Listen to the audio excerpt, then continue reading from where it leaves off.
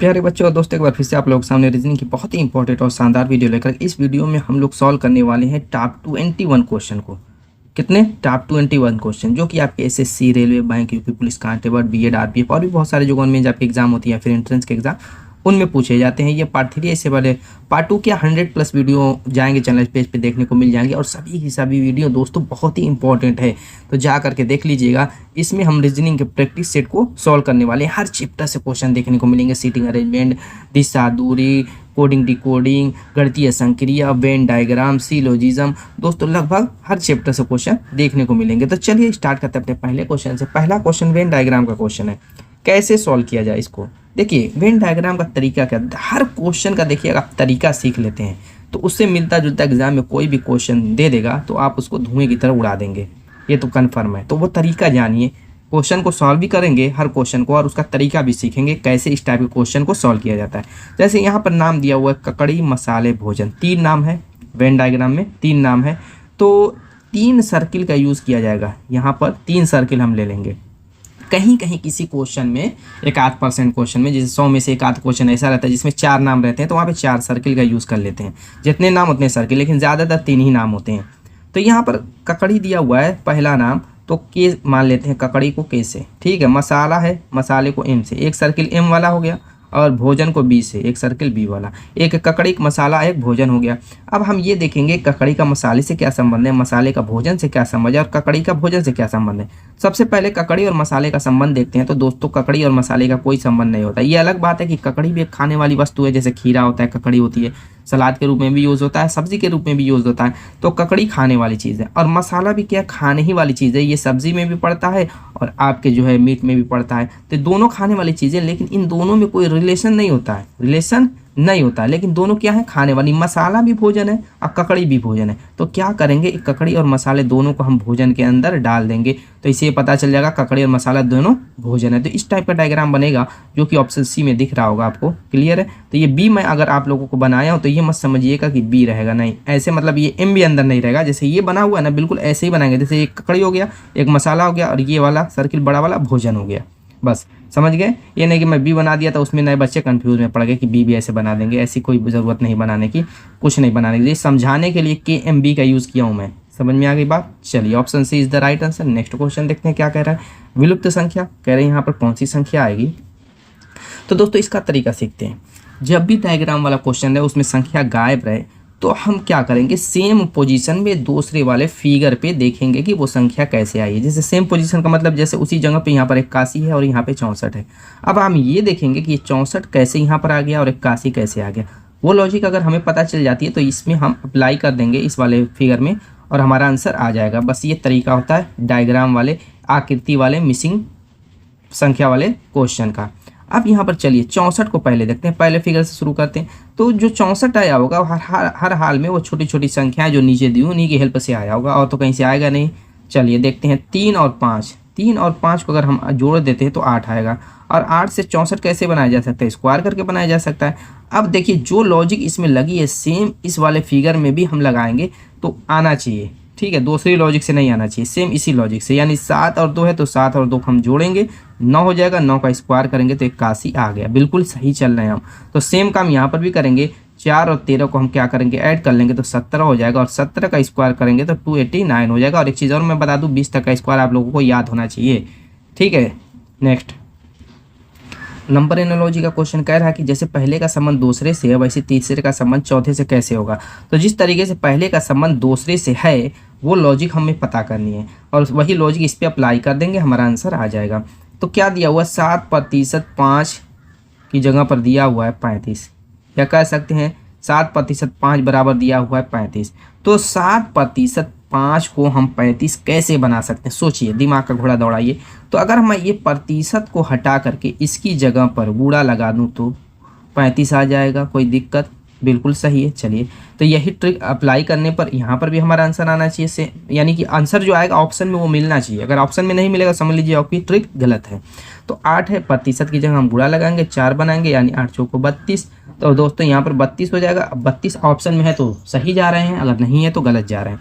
देखिए ऑप्शन में 32 पहले ही नंबर पर है, बिल्कुल सही हम जा रहे थे। क्लियर? नेक्स्ट कोडिंग डिकोडिंग का क्वेश्चन कर एक निश्चित कोड भाषा में फाइट को HKGJV लिखा जाता है तो टाइगर को उसी भाषा में क्या लिखा जाएगा।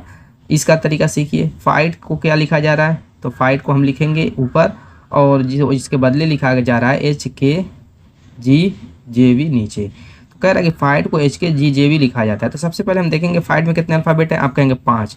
HKGJV में कितने अल्फ़ाबेट हैं, आप कहेंगे 5, यानी 5 के बदले 5, 5 के बदले 5। तो यानी कि F की जगह H है, I की जगह K, G की जगह G, H की जगह J, I T की जगह V।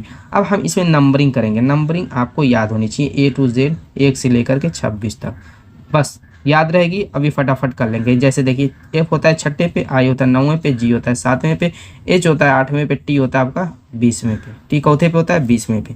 तो अब F की जगह H है, यहाँ पर नीचे वाले पर भी नंबरिंग कर लिए। H 8 है, K 11 है, G 7 है, J 10 है और V आपका 22 है। अब चलिए यहाँ पर देखिए F की जगह H बना हुआ है यानी कि 6 से 8 हो रहा है, +2 हो गया। इसी तरीके से I की जगह K 9 से 11 हो रहा है, +2 हो गया। लेकिन G की जगह G रह जा रहा है, इसमें कोई बदलाव नहीं हो रहा है तो इसको छोड़ दीजिए। आप +0 दिखा सकते हैं या तो कुछ भी ना दिखा तब भी काम चल जाएगा। फिर H की जगह 6 हो रहा है यानी 8 से 10 हो रहा है, +2 हो रहा है। और T 20 से 22 हो रहा है, T से V हो रहा है 20 से 22, तो यहाँ पर भी +2 हो रहा है।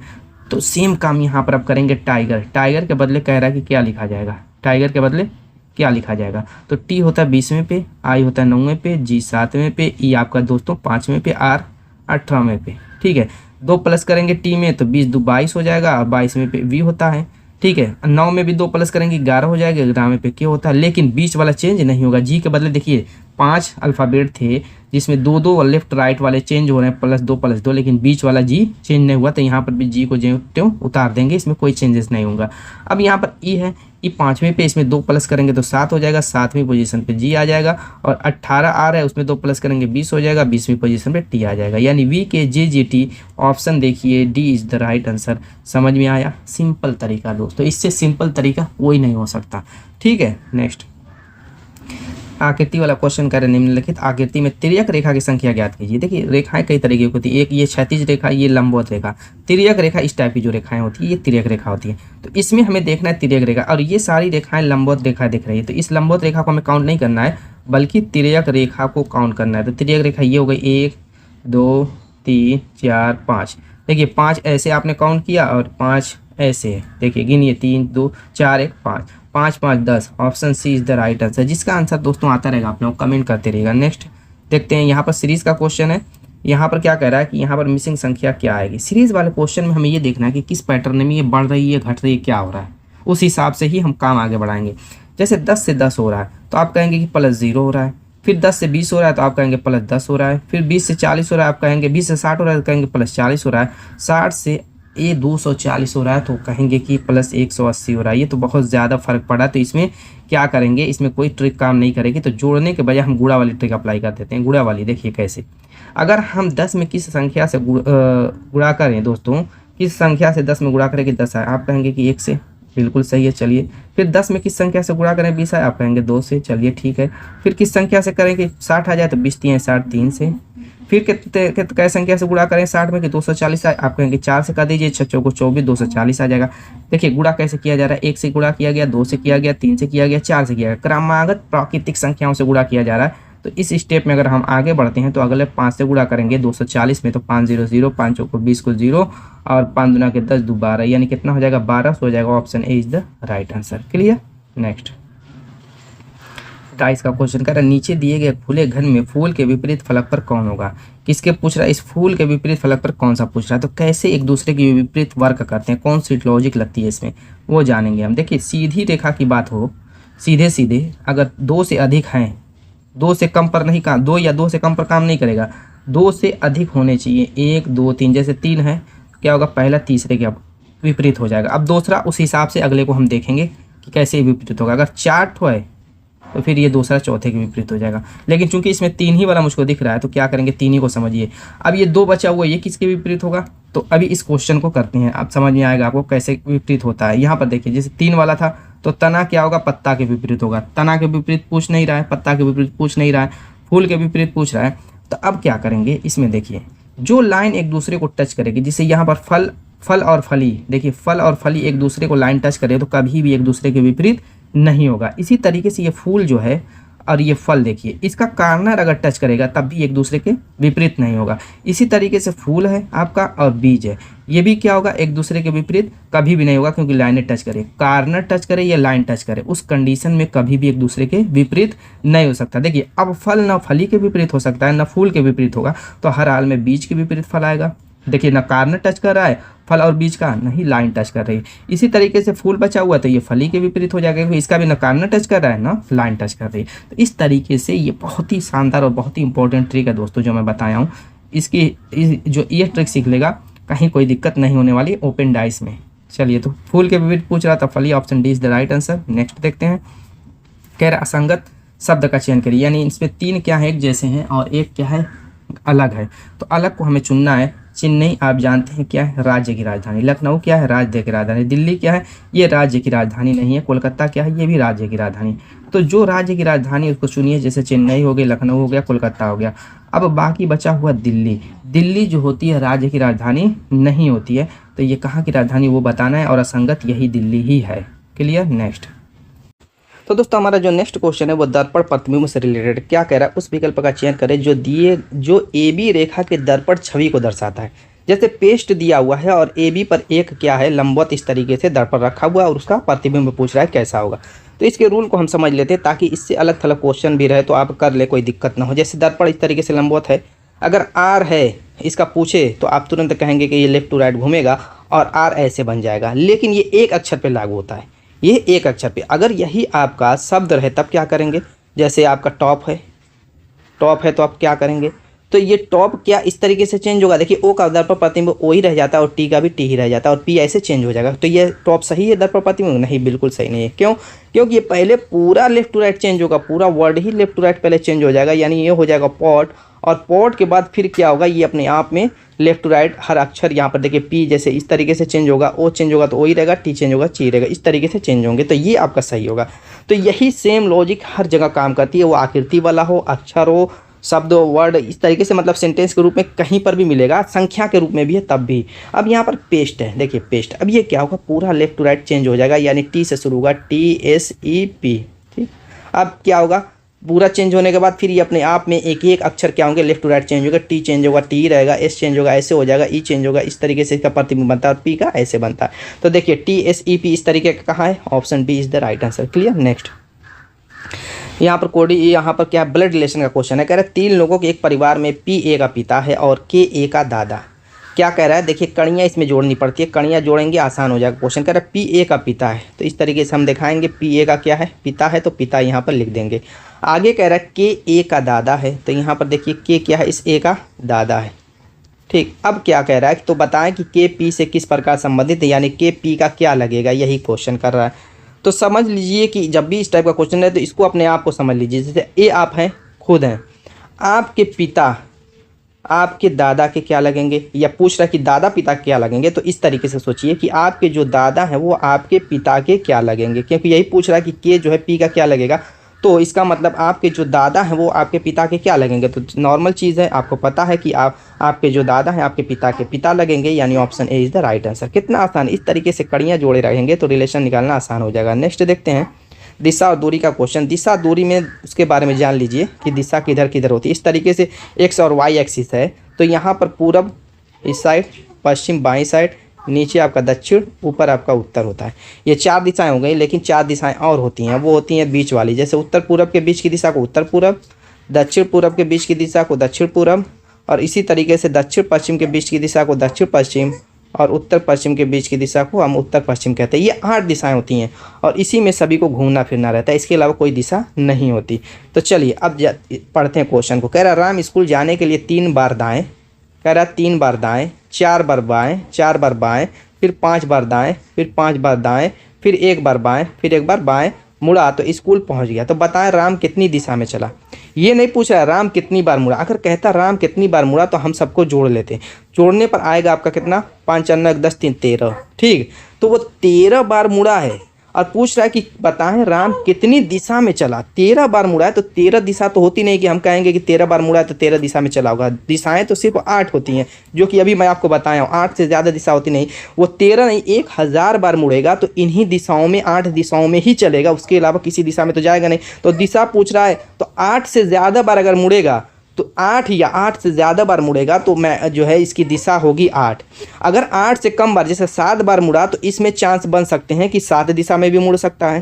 ठीक है, तो इस चीज़ पे हमें ध्यान देना है। तो चलिए चलते हैं अपने अगले क्वेश्चन की तरफ, देखते हैं ये क्या कह रहा है। नेक्स्ट क्वेश्चन दोस्तों क्या है, शब्द एनालॉजी का क्वेश्चन। क्या कह रहा है कि कोर्ट का संबंध जैसे न्याय से है वैसे स्कूल का संबंध किससे होगा। इसमें करना कुछ नहीं रहता है, हमें ये देखना रहता है कि पहले का संबंध जिस तरीके से दूसरे से है उसको हम देखेंगे किस टाइप का संबंध है, उसी टाइप का संबंध को हम अगले वाले से यानी तीसरे से चौथे का कर देंगे। चलिए तो देखते हैं कोर्ट का संबंध न्याय से। कोर्ट में मिलता क्या, अदालत जिसको कहते हैं, कोर्ट में न्याय मिलता है। स्कूल में क्या मिलती है, शिक्षक मिलते हैं, बिल्कुल नहीं, शिक्षक तो पढ़ाने का काम करते हैं। छात्र मिलते हैं, नहीं, छात्र तो पढ़ने का काम करते हैं। शिक्षा मिलती है, बिल्कुल सही बात, शिक्षा मिलती है। जिस तरीके से कोर्ट में न्याय मिलता है वैसे स्कूल में शिक्षा मिलती है। Option C is the right answer. Next देखते हैं क्या कह रहा है। यहाँ पर कह रहा है दिए गए समीकरण को सही बनाने के लिए किन दो चिन्हों को आपस में बदला जाना चाहिए, किन दो चिन्हों को आपस में बदला जाना चाहिए। तो यहाँ पर देखिए ऑप्शन से इसको सॉल्व किया जाएगा। जैसे कह रहा भाग को माइनस से बदल करके माइनस को भाग से बदल दीजिए, या प्लस को भाग से प्लस को, यानी एक दूसरे को आपस में माइनस प्लस प्लस माइनस गुणा माइनस माइनस गुणा, एक एक को बारी बारी देखेंगे, ऑप्शन से हम चेक करेंगे तब ये सॉल्व हो पाएगा। तो चलिए यहाँ पर करना कुछ नहीं है, आप लोगों को जो संख्याएं हैं सेम टू सेम उतार देनी है, संख्याओं में कोई बदलाव नहीं होगा। और भाग और माइनस को लेंगे तो सिर्फ भाग और माइनस को चेंज करेंगे, बाकी चिन्हों को उतारेंगे। जैसे मान लीजिए 13 है, 13 को लिख लेंगे। प्लस है, प्लस को भी बनाएंगे क्योंकि प्लस को पहले ऑप्शन को लेकर चल रहे हैं, तो प्लस को चेंज करना नहीं है, 15 बना लेंगे। गुणे को भी नहीं चेंज करना है। यहाँ पर देखिए भाग था, भाग बना लेते, मिसप्रिंट हुआ होगा। उसके बाद 8 है, 8 कर लेंगे। उसके बाद भाग आ गया, देखिए यहाँ पे भाग आ गया तो उसकी जगह पर माइनस करेंगे क्योंकि भाग और माइनस को ही आपस में चेंज करना है। फिर 96 लिखा, फिर माइनस आ गया, माइनस की जगह भाग, यानी भाग की जगह माइनस, माइनस की जगह भाग, भी सिर्फ दो चिन्हों का ही अदला बदला करना है। अब ये 4 और बराबर 109, यानी कि हमें इसको लेफ्ट हैंड साइड जो है इसको सॉल्व करने पर कितना आना चाहिए, राइट हैंड साइड के बराबर, यानी 109 के बराबर अगर आ गया तो यही आपका सही है, वरना फिर नेक्स्ट को ट्राई करेंगे। बोर्ड मास रूल लगाइए, पहले भाग देना है तो 4 दूना के 8, 4 चौको 16, 24 आ गया। फिर 15 बटे 120 गुणा करना है प्लस 13। अभी 120 में 13 जोड़ेंगे तो 133 हो जाएगा और माइनस 24 हो जाएगा। अब इसको घटाएंगे तो 109 आ जाएगा और यही राइट हैंड साइड भी 109 है, यानी कि लेफ्ट हैंड साइड बराबर राइट हैंड साइड आ चुका, यानी कि यही सेटिस्फाइड कर रहा है। तो पहला ऑप्शन आपका सही हो गया, हमें आगे मेहनत करने की ज़रूरत नहीं पड़ी। अगर एग्जाम में पहला नहीं सही होगा तो दूसरे पर ट्राई करेंगे और स्पीडली ट्राई करेंगे ताकि कम समय में आपका आंसर आ सके। नेक्स्ट, ये आपका दोस्तों सिटिंग अरेंजमेंट का क्वेश्चन करें। एक आयत में 4 लोग केंद्र की ओर मुख करके PQRS बैठे हैं। एक आयत है, ठीक है, इसमें 4 लोग बैठे हुए हैं। जैसे यहाँ पर एक है, यहाँ पर एक है, यहाँ पर एक है और यहाँ पर एक है। 4 लोग बैठे हुए हैं इस तरीके से 4 कोने पर, उनका मुख किधर है, केंद्र की तरफ है। तो कह रहा है आगे R दाएं कोने पर बैठा है, तो दायां कोना आपकी आकृति का कौन सा है, आप कहेंगे कि ये है। तो दाएं तरफ आप देखिए, जिधर आपका दायां उधर आपका दायां है, जिधर आपका दायां है आकृति का उधर ही दायां रहेगा। तो R दाएं कोने पर कह रहा है तो दाएं कोने पर मैंने बैठा दिया। आगे कह रहा है S बाएं कोने पर बैठा है, तो S को मैंने क्या किया, यहाँ पे बाएं कोने पर बैठा दिया। क्लियर हो गया। अब एक चीज़ और समझ लेते हैं कि ये तो मान लीजिए आकृति का दायां बायां था, जिधर आपका दायां बायां था, लेकिन इनका दायां बायां कैसे निकालेंगे, उसका तरीका ये होता है, जिधर मैं बिंदी लगा रहा हूँ, जिधर मैं बिंदी लगा रहा हूँ वो उनका दायां होगा और जिधर बिंदी नहीं है वो उनका बायां है। बेस्ट तरीका होता है वो सर्किल वाला क्वेश्चन हो, यानी वृत्ताकार जो मेज़ होती है उसका हो, षडभुजाकार हो, आयताकार हो, वर्गाकार हो, कैसी भी मेज़ रहेगी यही ट्रिक काम करेगी। जिधर बिंदी मैंने लगाई यानी नीचे से दाएं साइड से स्टार्ट करेंगे, यहाँ से एक स्टेप इस तरीके से दाएं एक छोड़े एक बढ़ते जाएंगे, एक छोड़े एक छोड़े एक, इस तरीके से क्या होगा, उनका दायां हो जाएगा और जिधर बिंदी नहीं रहेगी उधर बायां हो जाएगा। काम खत्म, दाएं बाएं का झंझट ही खत्म हो चुका है। आगे क्वेश्चन क्या कह रहा है, पी एस के दाएं बैठा है, कह रहा है पी एस के दाएं, इसका दायां इधर है, इधर ही बिंदी लगी हुई है, तो पी इसका मतलब यहाँ पे बैठा हुआ है। आगे कह रहा है क्यू पी के दाएं बैठा हुआ है, पी का दायां इधर है तो क्यू इसका मतलब यहाँ पे बैठा हुआ है। आगे कह रहा है तो आर के दाएं कौन बैठा है, आर का दायां इधर है और आर के दाएं एस बैठा हुआ है। Option C is the right answer. कितनी आसान तरीके से सॉल्व हो गया, दायां बायां आपने समझ लिया। तो नेक्स्ट कैलेंडर का क्वेश्चन कह रहा है बंटी को याद है कि टीना का जन्मदिन 10 दिसंबर के बाद पर 18 नवंबर से पहले था। देखिए बंटी को याद है कि टीना का जन्मदिन 10 दिसंबर के बाद मगर 18 दिसंबर से पहले था, यानी इसके कहने का मतलब 10 और 18 के बीच में किसी डेट को उसका जन्मदिन था, लेकिन कन्फर्म उसको याद नहीं है। आगे कह रहे हैं जबकि करुणा को याद है कि टीना का जन्मदिन 27 नवंबर के बाद। अब करुणा को याद है कि 27 नवंबर के बाद, करुणा को क्या याद है कि उसका जो है टीना का जो जन्मदिन था वो 27 नवंबर के बाद, परंतु 12 दिसंबर से पहले था। लेकिन 12 दिसंबर से 12 दिसंबर यहीं पे कहीं आएगा तो यहाँ पर भी गैप होगा और यहाँ पर एक तो बचेगा 10 और 11 और 12। ठीक है चलिए, यानी कि एक को याद है 10 नवंबर और 12 दिसंबर के बीच, एक को याद है 10 दिसंबर 18 दिसंबर के बीच। दो लोग थे, दोनों को ऐसा याद है, कंफर्म नहीं याद है कौन सी डेट है। तो अब आपको कंफर्म करना कि कौन सी डेट होगी, तो उसका तरीका क्या होता है। तो कह रहे उसका जन्मदिन किस तारीख पर है। तो क्या करेंगे, हम देखेंगे कि कौन सा कॉम्बिनेशन ऐसा बन रहा है जिनके बीच में होने की संभावना बनेगी। तो उसके लिए हम ये सोचेंगे, जैसे एक सोच रहा है 10 दिसंबर से 18 दिसंबर के बीच, तो इतना तो कंफर्म हो गया 10 और 18 के बीच में है। दूसरा सोच रहा है 27 नवंबर और 12 दिसंबर के बीच, इसके भी सोचने के मुताबिक 27 और 12 दिसंबर के बीच में, 27 नवंबर और 12 दिसंबर के बीच में ही होगा। लेकिन एक जब 10 दिसंबर के बाद सोच रहा है तो इस 27 नवंबर के इस तरफ कोई डेट हो ही नहीं सकती। ठीक है, क्योंकि दूसरा जो सोच रहा है वो 10 दिसंबर के बाद सोच रहा है। और अब जो है जो पहला वाला सोच रहा है कि ये 12 दिसंबर इसकी आखिरी डेट होनी चाहिए, तो एक की आखिरी को और एक की पहली को लेंगे और उनके बीच वाली यानी 10 और 12 के बीच वाली को हम चूज़ कर लेंगे डेट को। तो 10 और 12 के बीच 11 दिसंबर होता है, यानी कि उसका जो जन्मदिन होगा 11 को होगा। Option A is the right answer. Next, figure से रिलेटेड क्वेश्चन कह रहा कि ये यहाँ पर किस स्टेप का फिगर आएगा, यानी मिसिंग फिगर यहाँ पे कौन सा होगा। इसका तरीका देखिए, फिगर सेम सेम है, सब में सेम सेम है, चेंज क्या हो रहा है, देखिए चेंज क्या हो रहा है वो उस पर ध्यान दीजिए। यहाँ पर ब्लैक था, यहाँ पे वाइट हो गया, यहाँ पे ब्लैक था, एक ब्लैक हुआ, वाइट हुआ, ब्लैक हुआ, तो नेक्स्ट में वाइट होगा, वाइट होगा, यानी कि ऑप्शन में ब्लैक वाले को ख़त्म कीजिए, झंझट वाइट वाला ही रहेगा। दोनों में कौन होगा वो देखते हैं। अब यहाँ पर अगर आप ध्यान देते, दो सर्किल था, ये सर्किल घूम करके इस तरीके से क्या हुआ, एंटी क्लॉकवाइज घूम रहा है, यहाँ पर आ गया। देखिए दूसरे फिगर में यहाँ पर आ गए, फिर तीसरे फिगर में भी वही हाल हुआ, एंटी क्लॉकवाइज एक स्थान और घुसका तो यहाँ पर आ गया। देखिए नेक्स्ट फिगर में यहाँ पर आ गया। अब फिर जब घूमेगा तो क्या होगा, इस तरीके से इस पोजीशन पे आ जाएगा। इतना कंफर्म है। आप देखिए इस पोजीशन वाला circle, option B is the right answer. अब कुछ करना ही नहीं है, काम खत्म हो चुका। नेक्स्ट कह रहा कि उस शब्द का चयन करें जिसे दिए गए शब्द का प्रयोग करके नहीं बनाया जा सकता, नहीं बनाया जा सकता है। देखिए ग्रेजुएशन में ध्यान दीजिए, अपने दिमाग में फट देना, छापिए कौन कौन से अल्फ़ाबेट का यूज़ किया गया है। अब ऑप्शन में देखना है कि किस अल्फ़ाबेट का यूज़ करके बनाया गया है और नहीं बनाया गया, उस पर ध्यान दीजिए। देखिए ओशन है, ओशन में ओ है, ग्रेजुएशन में ओ है, टी है, आई है, ओ है, एन है, सब है। ओशन का प्रत्येक अक्षर ग्रेजुएशन के प्रत्येक अक्षर से लिया गया, यानी ये बनाया जा सकता है, लेकिन हमें तो वो चूज़ करना है जो कि नहीं बनाया जा सकता। लेकिन एक चीज़ और ध्यान दीजिए, ओशन में डबल ओ का यूज़ किया गया है और ग्रेजुएशन में एक ओ है। तो अगर आपके यहाँ लिखा रहे कि अक्षर का दोबारा प्रयोग नहीं करना है, तो उस कंडीशन में ये भी नहीं बनाया जा सकता, ओशन भी नहीं बनाया जा सकता, क्योंकि ओ का 2 बार प्रयोग है, हालांकि ग्रेजुएशन में ओ तो 1 बार है। तो इस चीज़ पे ध्यान देना। अगर लिखा रहेगा कि अक्षर का दोबारा प्रयोग नहीं करना है, तो उस कंडीशन में भी ये ओशन नहीं बनाया जा सकता, क्योंकि इसमें 2 बार ओ का प्रयोग, लेकिन लिखा नहीं है तो ये बनाया जा सकता है। आगे ग्राउंड, जी है, आर है, ए है, ओ है, एन है, ये भी बनाया जा सकता, तो ये भी टिक नहीं लगाने, क्योंकि हमें वो चूज़ करना है जो नहीं बनाया जा सकता। अब गराबू में देखिए GRABU है, तो यहाँ पर बी फंस गया मामला, बी है नहीं ग्रेजुएशन में, तो दोस्तों ये नहीं बनाया जा सकता, तो इसी को हम चूज़ करेंगे। तो option C is the right answer. Next कह रहा है कि 200 विद्यार्थियों की एक कक्षा में मोनू दाएं से 10वां स्थान है, तो बताइए मोनू का बाएं से स्थान क्या होगा। क्या है, 200 विद्यार्थियों की एक कक्षा है, इधर आपका जिधर आपका दायां इधर दायां ले लेंगे, जिधर आपका बायां है उधर बायां ले लेंगे। कह रहा है कि मोनू दाएं से इसका स्थान कौन सा है, 10वां है, तो बताएं बाएं से स्थान इसका क्या होगा। बाएं से स्थान पूछ रहा है। देखिए दाएं से दिया रहे या बाएं से वो मैटर नहीं करता, बाएं से दे करके दाएं से पूछिए, दाएं से दे करके बाएं से पूछिए, सब में एक ही लॉजिक काम करेगी। यानी क्या करेंगे, एक तरफ टोटल को लिखेंगे, टोटल 200 है, उसमें से जिधर दिया हुआ उसको घटा लेंगे, कितना आ जाएगा 190। लास्ट में आपको एक जोड़ देना है 191, ये एक हर हाल में जोड़ना है, वो दाएं से निकालना रहे या बाएं से, किसी एक तरफ दे करके दूसरी तरफ से पूछेगा तो एक हर हाल में जोड़ देना है, ये इसकी लॉजिक होती है। ऐसा नहीं कि अगले में बाएं से दे दे और दाएं से पूछिए तो आप कहेंगे कि इसमें हो सकता है एक न जोड़ना रहे, ऐसी बात नहीं है, उसमें भी एक जोड़ना है। समझ में आ गया, 191, option B is the right answer. Clear. Next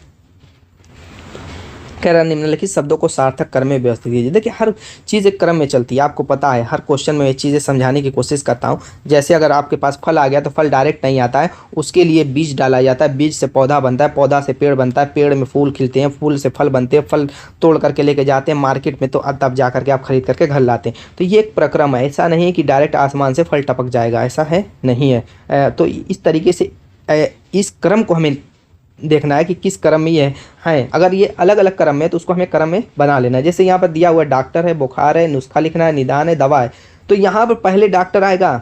कतई नहीं आएगा। आप क्या पहले डॉक्टर के पास चले जाएंगे? आपको कुछ हुआ ही नहीं है तो नहीं, तो पहले नंबर पे डॉक्टर नहीं आएगा, पहले नंबर पे आएगा बुखार, क्योंकि जब तक आप बीमार नहीं पड़ेंगे आप डॉक्टर के पास बेमतलब पैसा बर्बाद करने नहीं जाएंगे। जब बुखार होगा तो आप डॉक्टर के पास जाएंगे 1 नंबर के पास। उसके बाद वो क्या करेगा? तुरंत आप नुस्खा लिख देगा? नहीं, निदान। निदान का मतलब पहले वो जांच पड़ताल करेगा, बुखार कैसा है, आपका मलेरिया है, डेंगू है, टाइफाइड है क्या, किस टाइप का बुखार है या नॉर्मल बुखार है। तो यहाँ पर चौथा आएगा, पहले निदान होगा, उसके बाद नुस्खा लिखेगा यानी तीसरा नंबर आएगा, और उसके बाद आप जाएंगे दवा मेडिकल हॉल से ले लेंगे। तो 2 1 4 3 5, 2 1 4 3 5 option D is the right answer. Clear. Next कह रहा है नीचे दिए गए विकल्पों में संबंधित अक्षर को चुनिए। कह रहा है कि पहले का संबंध जैसे दूसरे से वैसे ही तीसरे का संबंध चौथे से कैसे होगा, इसको समझिए। जैसे दिया हुआ है कूल, ठीक है, जैसे अभी कोडिंग डिकोडिंग वाला किए थे सेम वैसे ही करना है। तो उसकी जहाँ पर दिया हुआ है BPPM, तो इस पर ध्यान दीजिए, C से B बना हुआ है, तो C B के ऐसे नंबरिंग भी कर सकते हैं, नंबरिंग भी कर लीजिए और आसान लगेगा। जैसे C तीसरे पे, O 15 पे, O 15 पे, L 12 पे, ठीक है। तो यहाँ पर B देखिए, B दूसरे पे, P आपका 16, P 16, M 13। तो यहाँ पर अगर आप ध्यान देते तो C 3 से 2 हो गया, यानी यहाँ पर -1 हुआ है। उसके बाद O 15 से 16 हो गया, यहाँ पे +1 हुआ है, यहाँ पर भी +1 हुआ है, यहाँ पर भी 12 से 13 हो रहा है, +1 हुआ है, यानी पहले में -1 और बाकी सब में +1। तो ये काम कीजिए, डायरेक्ट में भी वही कर लीजिए। डायरेक्ट में तो D 4 पे, R 18 पे, A 1 पे, K 11 पे। तो इसमें क्या होगा? पहले में -1 होगा, 3 हो जाएगा यानी C हो जाएगा। इसमें +1 होगा, 19 हो जाएगा। तो 19वीं पोजीशन पे आप जानते हैं क्या होता है? S होता है। उसके बाद A है, इसमें भी +1 होगा तो 2 हो जाएगा यानी B हो जाएगा। इसमें भी +1 होगा, 12 होगा तो L हो जाएगा। CSBL option A is the right answer. Clear. Next यहाँ पर भी मिसिंग संख्या, इसकी लॉजिक मैं बता देता हूँ, कमेंट कर दीजिएगा, ठीक है। तो सेम वही काम जो शुरू में अभी मैं बताया हूँ कि क्या करेंगे, अन्य फिगर में देखेंगे उस पोजीशन पे ये संख्याएं, और उस पर ध्यान देंगे कि आखिर ये संख्या आई कैसे है। तो ये संख्याएं बाहर वाले की हेल्प से आ गई, यानी 1, 16, 36 और 25 की हेल्प से।